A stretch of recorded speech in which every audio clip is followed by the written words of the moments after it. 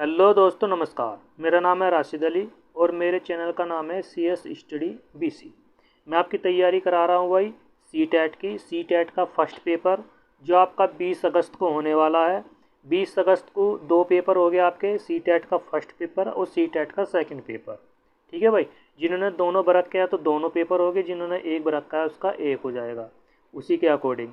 जैसे अगर first paper बरत का है तो फर्स्ट पेपर ही देना पड़ेगा, अगर दोनों बरत के तो दोनों आपके लिए दोनों वैलिड है। ठीक है। तो सी टैट का जो 20 अगस्त का वह, इसमें अब आपको एक चीज़ और है भाई, आपके ये भी पता लग गए होगे कि भाई हमारे सिटी कहाँ सी है। ठीक है। यानी कि किस सिटी में, यानी कि किस शहर में हमारा पेपर है। CBSE सी टैट वालों ने अपना ये जारी कर दिया है। और एडमिट कार्ड, जो ओरिजिनल एडमिट कार्ड आएंगे वो आएंगे आपके 2 दिन पहले। यानी कि 20 अगस्त का पेपर है तो 18 तारीख को आपके एडमिट कार्ड डाउनलोड हो जाएंगे। ठीक है। उसमें पता लग जाएगा कि आपके किस, अब तो ये पता लग रहा है कि भाई किस शहर में पेपर है, फिर आपको ये भी पता लग जाएगा कि हमारा किस कॉलेज में पेपर है। ठीक है। तो आप ये तो निश्चित हो गया कि भाई हमारा किस मेरठ में पढ़ रहा है, मुजफ्फरनगर में पढ़ रहा है, या गाज़ियाबाद में पढ़ रहा है, दिल्ली पढ़ रहा है, कहाँ पढ़ रहा है। ठीक है। तो जो जो आपने सेंटर चॉइस किए होंगे, लगभग 99% जो आपने फर्स्ट चॉइस किया होगा वही आपको सेंटर मिल जाता है। ठीक है भाई, ज़्यादा समय ना लेते हुए आपका क्वेश्चन स्टार्ट करते हैं। बाल विकास एवं शिक्षा शास्त्र, आपके CDP का क्वेश्चन है पहला। और ये जो पेपर, ये जो क्वेश्चन है, आपको मैं एक चीज़ और बता दूँ भाई, ये जो क्वेश्चन है यह आपका आया था 28 दिसंबर 2022 को। ठीक है भाई। 28 दिसंबर 2022 के CDP के 30 क्वेश्चन है आपके, इसमें CDP है और EVS भी है। ठीक है भाई। तो पहला क्वेश्चन है, बचपन से वयस्कता के परिवर्तन काल का समय कौन सा होता है। यानी कि जब आप वयस्कता, यानी कि 6 से 10 साल के बीच की जो एज होती है आपकी। ठीक है भाई। किसी ने तो ये मानना है कि भाई 6 से 12 साल के बीच का जो वो होता है, मतलब एक तरीके से वयस्कता होता है, बालक होता है, उसके काल को जो परिवर्तन होता है, उससे ऊपर की एज जो होती है वो किस काल में मानी जाती है। ऑप्शन ए प्रारंभिक बाल्यावस्था, ऑप्शन बी माध्यमिक बाल्यावस्था, ऑप्शन सी पूर्व सक्रियात्मक अवस्था और ऑप्शन डी किशोर अवस्था। ठीक है भाई। जो बालक बचपन से वयस्कता, यानी कि पहला बचपन होगा उसका 60 साल के बीच में बचपन होगा, फिर उससे बड़ा होगा, फिर वो 12 से 13 साल का होगा। तो जब 12 से 13 साल से ऊपर का जो बालक है, यानी कि 14, 15, 16, 17, 18, 20, यानी कि 22 तक के जो बालक होते हैं उनको बोलते हैं किशोर अवस्था। क्या बोलते हैं भाई? किशोर अवस्था। तो बचपन से वयस्कता के परिवर्तन के काल का जो समय होता है वो किशोर अवस्था का होता है। ठीक है भाई। यंग बच्चे का होता है। तो आपका क्वेश्चन नंबर पहले का आंसर डी राइट हो गया। क्वेश्चन नंबर 2 है कि निम्न में से किसके लिए स्थूल गामा कौशल के उपयोग की आवश्यकता होगी। अब इसने पूछा है भाई, जो आपका स्थूल गामा कौशल है यो किसके लिए कहा गया है, किसके लिए आवश्यकता होती है। ऑप्शन ए ब्रश से पेपर पर पेंटिंग करना, ऑप्शन बी पेपर के टुकड़े काटना और चिपकाना, ऑप्शन सी सुई में धागा डालना और ऑप्शन डी चलना और दौड़ना। जो स्थूल गामक कौशल होता है उसमें सबसे पहले क्या होता है कि बालक पहले चलना सीखता है और फिर दौड़ता है। तो ऑप्शन डी आपका इसमें राइट हो जाएगा, क्योंकि मैं ज़्यादा समय नहीं लूँगा आपके क्वेश्चन को समझाने के लिए। आपका मेन चीज़, और हाँ भाई एक चीज़ और है, मैं आपको साथ ही साथ ये भी बताता चलूँगा कि निगेटिव क्वेश्चन, मतलब निगेटिव शब्द कौन से हैं उनको आपको अलग करना है, तो आपका एकदम क्वेश्चन का जो आंसर है वो निकल कर आ जाएगा। ठीक है भाई। क्वेश्चन नंबर 3, सामाजिकरण की प्रथम संस्था है। जो आपका सामाजिकरण है ना, उसकी प्रथम संस्था पूछ रहा, यानी कि जो बालक का सबसे पहला परिवेश होता है वो किसके माध्यम से होता है। ठीक है। तो बालक, मैं आपको बता दूं भाई, जो सामाजिकरण की प्रथम संस्था बालक की होती है वो होती है भाई आपकी परिवार। ठीक है। और द्वितीय संस्था होती है आपके मीडिया। मीडिया हो गया, स्कूल हो गया, दोस्त हो गया। ठीक है, तो भाई इसमें प्रथम संस्था पूछा है, तो प्रथम संस्था के बारे में तो भाई यही है कि आपका परिवार आ गया, ऑप्शन आपका ए राइट हो जाएगा भाई। क्वेश्चन नंबर 4, यह मान्यता कि भौतिक वस्तुएं जैसे गुड़िया, कार में सजीव गुण होते हैं क्या कहलाते हैं। ठीक है भाई, क्या कह रहा भाई, ये जो भौतिक वस्तुएं होती है जैसे गुड़िया होगी, कार होगी, सजीव गुण होते हैं, तो उसमें कौन से गुण कहलाते हैं। क्वेश्चन नंबर 4 का जो आंसर हो जाएगा वो आपका हो जाएगा ए, जीववादी सोच। यानी कि बालक ये सोचता है कि इनमें ये जीव है, चलते हैं इनके। ठीक है, क्योंकि बच्चे के ऊपर है, क्योंकि सीडीपी है आपका फर्स्ट पेपर है, और फर्स्ट पेपर में सारे बच्चों को ध्यान में रखते हुए आंसर को आपको देखना है। ठीक है, क्वेश्चन नंबर 4 का आंसर ए इसमें राइट हो जाएगा भाई आपका। क्वेश्चन नंबर 5, कथन है और कारण है, इनको आपको सही में पढ़ना है, जब भी आपका इसमें आंसर सही निकल कर आएगा। कथन ए में क्या कह रहा कि एक 4 वर्षीय जो आपका 4 वर्षीय रिया है, लंबे और चौड़े 2 बर्तन में एक ही समय में समान मात्रा में पानी डालते समय बर्तनों की ऊंचाई और चौड़ाई एक ही समय में ध्यान में नहीं रख पाती। यानी कि 4 वर्षीय बालक है, उसे ये नहीं पता कि भाई ये बर्तन छोटा है या बड़ा है। ठीक है, 2 बर्तन वो साथ में ले रही है, ठीक है, और बर्तन में पानी डाल दी है, ऊंचाई और चौड़ाई के है, पर उसे क्या पता है 4 साल के बालक को कि इसमें कितना पानी आएगा। कारण क्या कह रहा है कि जीन पियाजे के अनुसार रिया संज्ञानात्मक विकास के पूर्व सक्रियात्मक चरण में है। ठीक है भाई, तो बच्चा क्या कह रहा कि ये कह रहा, जीन पियाजे कह रहा कि जो रिया है वो संज्ञानात्मक विकास के पूर्व सक्रियात्मक चरण में है, क्योंकि इसका विकास होता जा रहा है बालक का। तो इसमें एक कारण ये पूछ रहा कि सही विकल्प इसमें आपका कौन सा हो जाएगा। ऑप्शन ए और आर दोनों सही है, और आर ए की सही व्याख्या करता है। ऑप्शन बी, ए और आर दोनों सही है, लेकिन आर ए की सही व्याख्या नहीं करता। ठीक है भाई, ऑप्शन सी, ए सही है लेकिन आर गलत है, और ऑप्शन डी, ए और आर दोनों गलत है। इसमें आपका क्वेश्चन नंबर 5 का आंसर ए राइट हो जाएगा। ए और आर दोनों सही है, और जो आर है ए की सही व्याख्या कर रहा। देखो, जो 4 साल की रिया है उसको ये नहीं पता कि भाई जो 2 बर्तन लिए हैं उनमें कितना कितना पानी आएगा। ठीक, और जीन पियाजे भी इसी बात को कह रहे हैं कि जो रिया है वो संज्ञानात्मक विकास के पूर्व सक्रियात्मक चरण की प्रक्रिया में शामिल है। यानी कि उसको अभी इतना ज्ञान नहीं है कि भाई दो बर्तनों में जो एक ही समान है उनमें पानी सेम आएगा या नहीं आएगा। ठीक है भाई। क्वेश्चन नंबर 6, संकेतों व अन्य तरीकों द्वारा बच्चों को जरूरत पड़ने पर मदद करना किसका उदाहरण है। ठीक है भाई, तो आप इसमें क्वेश्चन नंबर 6 का आंसर ए राइट कर लेना भाई, पाड़। ठीक है भाई, कभी पाड़ आता है, कभी मतलब ये जो पाड़ शब्द है ये जरूर आता है, ये क्वेश्चन बहुत इंपॉर्टेंट है और हर शिफ्ट में ये क्वेश्चन पूछा गया है भाई। ठीक है, क्वेश्चन नंबर 7, बच्चों की शिक्षा के लिए वाइगोत्स्की के सिद्धांत का अनुप्रयोग प्रस्तावित करता है, तो कौन करता है भाई। क्वेश्चन ए, सहयोगात्मक अधिगम। ऑप्शन बी, क्रिया प्रसूत अधिगम। ऑप्शन सी, रटन अधिगम। ऑप्शन डी, निष्क्रिय अधिगम। क्वेश्चन नंबर 7 में पूछ रहा कि बच्चों की जो शिक्षा के लिए वाइगोत्स्की के सिद्धांत का अनुप्रयोग प्रस्तावित करता है, तो वाइगोत्स्की का सिद्धांत जो कहता है वो कहता है कि सहयोगात्मक अधिगम, कि बच्चों को सहयोग के द्वारा लर्निंग करानी चाहिए। ठीक है भाई, सहयोगात्मक अधिगम के द्वारा उसको पढ़ाई शिक्षा देनी चाहिए।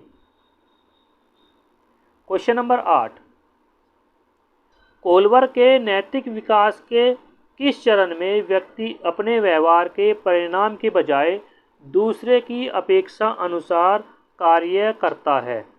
ठीक है भाई। तो क्वेश्चन नंबर 8 का आंसर इसमें हो जाएगा परंपरागत चरण। ठीक है भाई, यानी कि प्रत्येक पीढ़ी उसमें आपकी ये चीज़ें चलती रहेगी। ठीक है भाई। क्वेश्चन नंबर 9, एक प्रगतिशील कक्षा है तो उसमें आपको किस चीज़ का ध्यान रखना पड़ेगा। ऑप्शन ए परीक्षा केंद्रित होती है, ऑप्शन बी पाठ्य पुस्तक केंद्रित होती है, ऑप्शन सी शिक्षक केंद्रित होती है और ऑप्शन डी विद्यार्थी केंद्रित होती है। क्वेश्चन नंबर 9, एक प्रगतिशील कक्षा में विद्यार्थी केंद्रित होती है भाई। यानी कि एक प्रगतिशील कक्षा चल रही है, टीचर पढ़ा रहा है और टीचर जब पढ़ा रहा है तो विद्यार्थी केंद्रित होकर के उसको सुनते हैं, पढ़ते हैं, देखते हैं। ठीक है, ऑप्शन डी इसमें आपका राइट हो जाएगा। क्वेश्चन नंबर 10, रेनू एक विद्यालय में परामर्शदाता है। ठीक है भाई। हावर्ड गार्डनर के अनुसार प्रभावी परामर्शदाता के रूप में उनके पास कौन सी बुद्धि होनी चाहिए। ठीक है भाई। पर रेनू जो है एक विद्यालय में क्या है, साइकोलॉजिस्ट है, परामर्शदाता है, यानी कि वो परामर्श देता है। और हावर्ड गार्डनर ये कह रहा है कि जब वो एक प्रभावी परामर्शदाता के रूप में उसके पास कौन सी बुद्धि होनी चाहिए।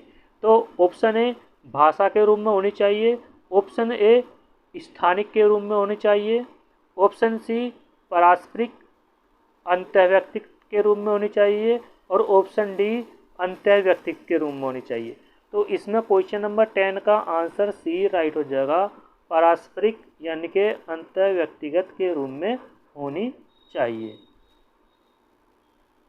क्वेश्चन नंबर 11, राष्ट्रीय शिक्षा नीति यानी कि एनईपी 2020 के अनुसार एक शिक्षक को शिक्षण अधिगम प्रक्रिया के दौरान प्राइमरी स्कूल के बच्चों से संप्रेषण के लिए किस भाषा का प्रयोग करना चाहिए। ठीक है भाई। तो ये कह रहा कि भाई न्यू शिक्षा नीति जो आई है आपकी एनईपी, वो ये कह रहा है कि भाई एक शिक्षक को शिक्षण अधिगम यानी कि जब एक शिक्षक बच्चों को पढ़ा रहा है तो पढ़ाते समय छोटे बच्चों को प्राइमरी स्कूल में तो उनके यानी कि संप्रेषण के कम्युनिकेशन के लिए कौन सी भाषा का प्रयोग करना चाहिए। ऑप्शन ए केवल क्षेत्रीय भाषा का प्रयोग करना चाहिए, ऑप्शन बी केवल हिंदी शब्द का प्रयोग करना चाहिए, सी केवल अंग्रेजी भाषा का प्रयोग करना चाहिए और ऑप्शन डी बच्चों की मातृभाषा का प्रयोग करना चाहिए। देखो भाई, अगर जो भी स्टूडेंट मेरी इस वीडियो को देख रहा है तो अगर केवल शब्द आ रहे हैं तो वे ऑप्शन 99% गलत होते हैं। ठीक है, क्योंकि इसमें आपका ऑप्शन डी राइट हो जाएगा, बच्चों की मातृभाषा को। क्योंकि एनईपी 2020 हो या 2005 नई शिक्षा नीति लागू हो तो उसके अनुसार भी सभी ने ये कहा कि बच्चों के मातृभाषा के अनुसार ही वो शिक्षण कार्य होना चाहिए। ठीक है, केवल शब्द इसमें नेगेटिव है, इसलिए ऑप्शन डी राइट हो जाएगा भाई।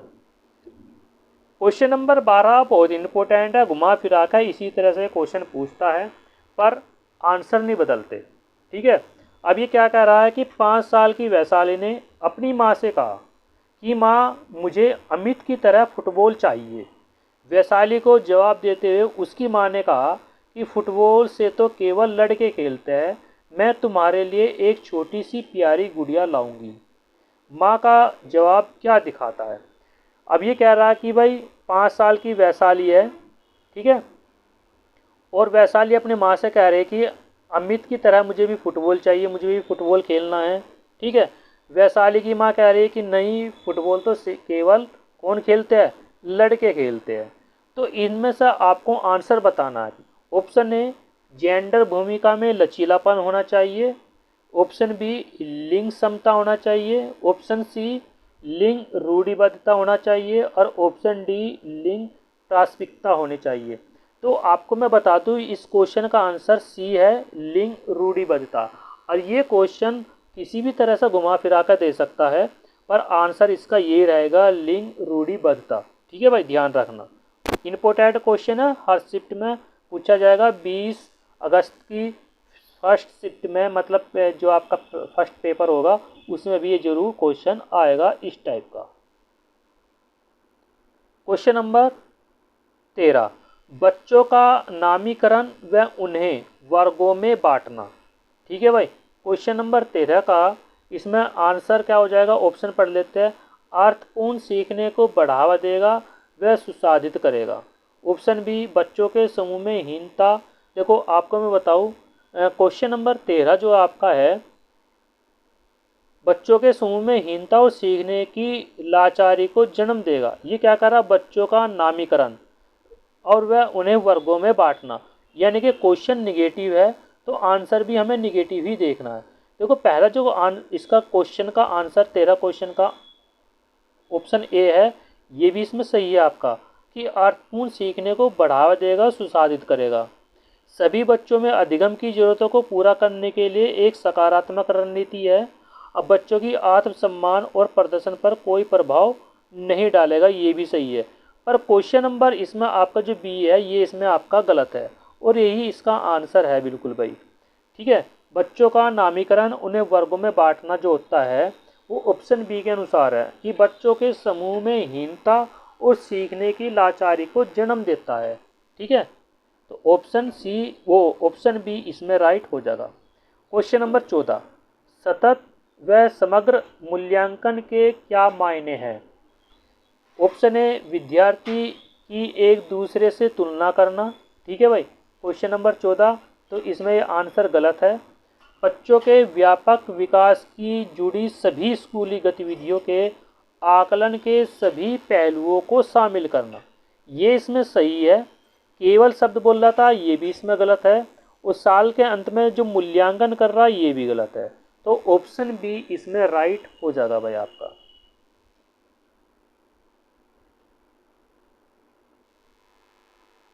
क्वेश्चन नंबर 15, प्रभावी शिक्षक कक्षा में शिक्षण अधिगम की प्रक्रिया में अक्सर जांच करने वाले प्रश्नों का प्रयोग करते हैं। इससे शिक्षक को किस प्रकार का मूल्यांकन करने में मदद मिलेगी। तो भाई इसमें जो मदद मिलेगी वो मिलेगी रचनात्मक मूल्यांकन के अनुसार। तो ऑप्शन बी इसमें राइट हो जाएगा भाई आपका। क्वेश्चन नंबर 16, एक समावेशी कक्षा में शिक्षिका की क्या भूमिका है। ठीक है भाई, ऑप्शन ए, बच्चों की विविध ज़रूरतों का पता लगाना और उनका ख्याल रखना। ऑप्शन बी, केवल कुछ खास विद्यार्थियों पर ध्यान देना। ठीक है, ऑप्शन सी, बच्चों को उनकी अकादमिक क्षमता के आधार पर पहचानना व उनका पृथक्करण करना। खास जरूरत वाले बच्चों को विशेष भोजन व सुनिश्चित करना कि उन्हें अलग संकाय में पढ़ाया जाए। ऑप्शन ए बिल्कुल राइट है और ऑप्शन बी, ऑप्शन सी और ऑप्शन डी ये बिल्कुल इसमें गलत है। कि एक समावेशी यानी कि कंबाइंड क्लास चल रही है, उसमें हर तरह का बच्चा है, कमज़ोर भी है और मतलब हर तरह का बच्चा है उसमें। तो शिक्षिका की भूमिका ये होनी चाहिए कि बच्चों की ज़रूरतों का पता लगाना और उनका ख्याल रखना, ये इसमें बताया गया है। ठीक है, समावेशी शिक्षा में ये ध्यान रखना होता है, हमें देखना होता है कि कौन बच्चा होशियार है, कौन बच्चा होशियार नहीं है, किस बच्चे को किस चीज़ की ज़रूरत है। तो इस चीज़ का पता लगाना ज़रूरी है एक टीचर का।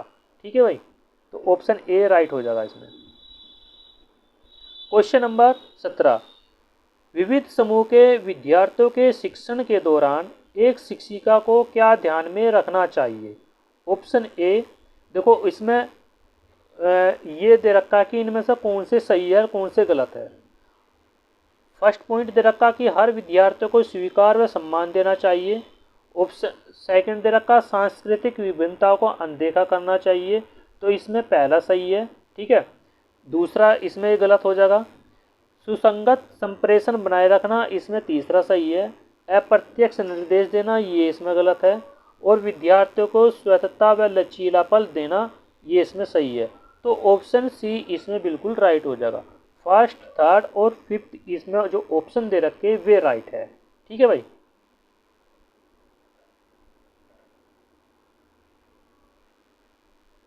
एक विद्यार्थी को दृष्टिबाधित है, यानी कि एक बच्चा देखने में असमर्थ है, यानी कि वो अंधा है। विशिष्ट जरूरतों के लिए एक शिक्षक को क्या चाहिए। ठीक है भाई, ऑप्शन ए, कि विविध तरह के दृश्य प्रस्तुतिकरण, क्योंकि जब बच्चा दृष्टिबाधित है तो वो दृश्य प्रस्तुतिकरण कैसे देख पाएगा, तो ऑप्शन ए इसमें गलत हो जाएगा भाई।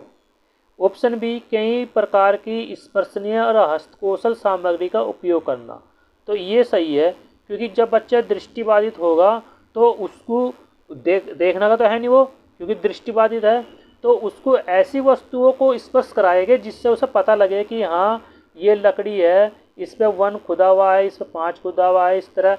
क्योंकि जो दृष्टिबाधित होते हैं उनके लिए मटेरियल सामग्री अलग प्रयोग की जाती है। ठीक है भाई। सी दे रखा कि बहुत सी मूक फिल्में दिखानी चाहिए। मूक फिल्में कैसे देख लेगा वो, जब वो देखने में असमर्थ है, यानी कि अंधा है। बहुत सी संरचित वर्कशीट जिसमें चित्र होने चाहिए। चित्र तो होने चाहिए, पर चित्र ऐसे होने चाहिए जो खुरदरे हो, जिसे वो सब पता लग जाए, स्पर्श कर से पता लग जाए। जैसे सिक्का है, सिक्के पे 1 2 3 या 5 इस तरह लिखे होते हैं, यानी कि 5 का सिक्का है, 10 का सिक्का है, तो वो छू करके उसको पता लगा सकता है कि हाँ भाई ये सिक्का 10 का है, ये 5 का है। तो इसमें ऑप्शन बी राइट हो जाएगा। क्वेश्चन नंबर 19, सामाजिक अंतःक्रिया और मौखिक संप्रेषण में चुनौती किसका विशिष्ट अभिलक्षण है, तो इसमें भाई आपका ऑप्शन ए राइट हो जाएगा, स्वालीनता। सॉरी, क्वेश्चन नंबर 20, शिक्षक बच्चों को विभिन्न रंगों वाली चिकनी मिट्टी देकर कहती है कि उनके मन में जो आता है वह बनाए। इसके माध्यम से बच्चों को बढ़ावा देती है। किस चीज़ में बढ़ावा देती है? सृजनात्मकता को बढ़ावा देती है। ऑप्शन ए राइट हो जाएगा भाई इसमें आपका। ठीक है। क्वेश्चन नंबर 21, बचपन के प्रारंभिक सालों में किसके विकास पर ध्यान देना चाहिए, तो इसमें आपका ऑप्शन ए शारीरिक कौशल, ऑप्शन बी सामाजिक कौशल, ऑप्शन सी इसका संज्ञानात्मक कौशल और संवेगात्मक कौशल। चारों कौशल ठीक है, तो इसमें आपका सी राइट हो जाएगा, क्योंकि अमूर्त तर्क ये इसमें गलत है भाई। क्वेश्चन नंबर 22, रचनावादी कक्षा में अर्थपूर्ण सीखना किसके अनुसार है भाई? जानकारी के भंडारण में उपयोजन होता है, अन्वेषण व अंतःक्रिया के द्वारा खोज की प्रक्रिया है, इनाम व सजा का प्रयोग होता है, या बारंबार वेदन व अभ्यास से होता है। क्वेश्चन नंबर 22 का जो आंसर है इसमें आपका बी हो जाएगा, अन्वेषण व अंतःक्रिया के द्वारा खोज, क्योंकि खोज इसमें आपका पॉजिटिव शब्द है। ठीक है भाई, तो इसमें आपका बी राइट हो जाएगा। क्वेश्चन नंबर 23, एक शिक्षिका एक बच्ची जो एक असाधारण को समझने में असमर्थ है के साथ मिलकर काम करती है, इसे इशारे देते हुए यह प्रक्रिया कहलाती है। तो क्वेश्चन नंबर 23 का आंसर इसमें आपका ए हो जाएगा। देखो दो बार इसका क्वेश्चन आ गया। ठीक है, ये दूसरा क्वेश्चन आ गया आपका। अभी इससे पहले जो तीसरा चौथा क्वेश्चन कराया था उसमें ही पार्ट वो था, मैंने आपको क्या कहा था, जिस क्वेश्चन में पार्ट शब्द आपको देखने को मिल जाए उसको राइट कर लियो भाई। ठीक है। क्वेश्चन नंबर 24, एक शिक्षिका कक्षा को संवादात्मक बनाने के लिए बच्चों के आसपास के पर्यावरण उदाहरण शामिल करती है। ऑप्शन बी तर्क है जो आपका, सामाजिक सांस्कृतिक संदर्भ को सीखने में महत्वपूर्ण भूमिका होती है।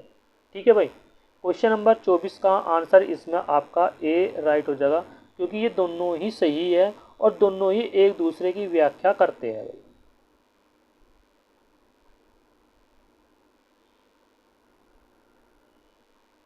क्वेश्चन नंबर 25 आपका, निम्न में से क्या बच्चे के समस्या समाधान में बाधा उत्पन्न करते हैं? ऑप्शन ए समस्या को सही से पहचानना, ऑप्शन बी समस्या को स्पष्ट से परिभाषित करना, ऑप्शन सी पहले सुलझाई गई मिलती जुलती समस्याओं के बारे में सोचना, और ऑप्शन डी वस्तुओं के इस्तेमाल के पारस्परिक तरीके पर स्थिर रहना। क्वेश्चन नंबर 25 का आंसर इसमें आपका डी राइट हो जाएगा, वस्तुओं के इस्तेमाल के पारस्परिक तरीके को स्थिर बनाए रखना, यानी कि फिक्स बनाए रखना।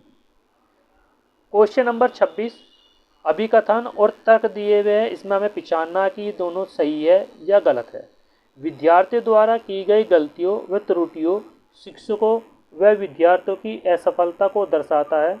जरूरी नहीं है कि असफलता को दर्शाता है भाई। तर्क इसमें दे रखा कि बच्चों में खुद से सोचने की क्षमता नहीं होती तथा उनके सीखने को सुनिश्चित करने के लिए लगातार निर्देश देने पड़ते हैं। ये भी बिल्कुल इसमें गलत है। क्वेश्चन नंबर 26 जो है आपका, इसमें आपका 26 में ये दोनों ही गलत है। ठीक है भाई, ये दोनों ही गलत है, ये ऑप्शन डी राइट हो जाएगा। ये क्या कह रहा कि जो विद्यार्थी है अपनी गलतियों और त्रुटियों शिक्षकों व अभी विद्यार्थियों की असफलता को दर्शाता है। शिक्षकों व विद्यार्थियों की असफलता को दर्शाता है, ये भी इसमें गलत है और आर भी गलत है, यानी कि दोनों ही इसमें कथन गलत है। क्वेश्चन नंबर 27, निम्नलिखित में से कौन सा भाव नहीं है? इंपॉर्टेंट क्वेश्चन आएगा 20 अगस्त के पेपर में। क्वेश्चन नंबर ये कह रहा कि भाव नहीं है, किस किस में भाव नहीं होता? देखो, क्रोध में भाव होता है, भय जो यानी कि जो डर है उसमें भी भाव होता है, जो प्यार है उसमें भी भाव होता है, पर जो स्मृति है, ये मेमोरी है, उसमें भाव नहीं होता। तो इसलिए क्वेश्चन नंबर 27 का ए राइट हो जाएगा भाई इसमें आपका। ठीक है। क्वेश्चन नंबर 28, प्राथमिक शिक्षा अपने विद्यार्थियों में आंतरिक अभिप्रेरणा को बढ़ावा देने के लिए क्या कर सकती है? Question number 28। ठीक है भाई, क्वेश्चन नंबर 28 का जो आंसर है वो आपका डी हो जाएगा। देखो क्यों? क्योंकि वो प्रोत्साहित करके। ठीक है, अब देखो हर विद्यार्थी को हर एक प्रयास के लिए प्रशंसा करके, ये भी इसमें गलत है। अवांछनीय व्यवहार को दंड देना, ये भी गलत बोला गया है। प्रतिस्पर्धा नहीं करनी है भाई बच्चों के बारे में। ठीक है, ये कह रहा कि बच्चों को सीखने में आनंद आना चाहिए और अनुभूति को प्रोत्साहित, यानी कि जब बच्चे सीखे तो उन्हें आनंद होना चाहिए और प्रोत्साहित करना चाहिए कि हाँ आप बच्चे कर सकते हो। क्वेश्चन नंबर 29, बच्चों का समग्र शारीरिक व मानसिक स्वास्थ्य अधिगम किसको प्रभावित करता है? ठीक है भाई, ऑप्शन ए को प्रभावित नहीं करता, ऑप्शन बी बाधा में डालता है, ऑप्शन सी से संबंधित नहीं है और ऑप्शन डी को सुसाधित करता है। क्वेश्चन नंबर 29 का आंसर डी राइट हो जाएगा भाई। ठीक है भाई। क्वेश्चन नंबर 30, रूही का मानना है कि उसने ठीक से पढ़ाई नहीं की, जिसके कारण उसके विज्ञान की परीक्षा में अच्छे नंबर नहीं आए, जबकि वह विज्ञान में बहुत अच्छा प्रदर्शन कर सकती है। रूही अपने प्रदर्शन का आरोपण किस कारक को बना रही है? क्वेश्चन नंबर 30 का आंसर है कि उसके कोशिश में कमी होगी, और ये भी क्वेश्चन बहुत इंपॉर्टेंट है और आएगा इस टाइप का क्वेश्चन बिल्कुल जरूर। ठीक है भाई, तो ये आपके सीडीपी के 30 क्वेश्चन थे। तो आई होप आपको ये वीडियो जरूर पसंद आएगी। अगली वीडियो जो होगी वो होगी आपकी ईवीएस के लिए, ईवीएस हिंदी मैथ के लिए भी देखो मैं जल्दी ही वीडियो लाऊंगा भाई आपके लिए। ठीक है भाई।